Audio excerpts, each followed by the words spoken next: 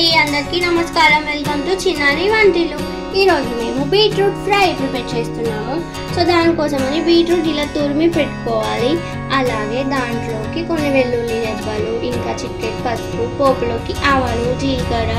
ఎండుమిర్చి గింజలు ఇంకా కారం కరివేపాకు కొత్తిమీరకు ప్లస్ టేస్ట్కి సరిపడా సాల్ట్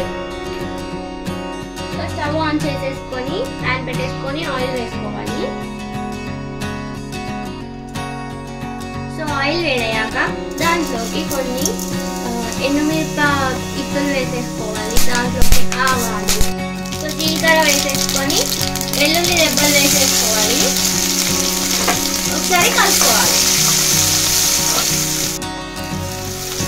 సో దాంట్లోకి కొంచెం పసుపు వేయాలి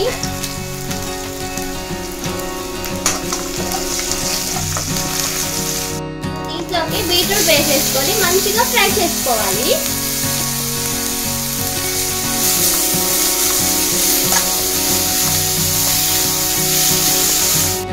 మంచిగా పచ్చివాసన పోయేంత వరకు మంచిగా ఫ్రై చేసుకోవాలి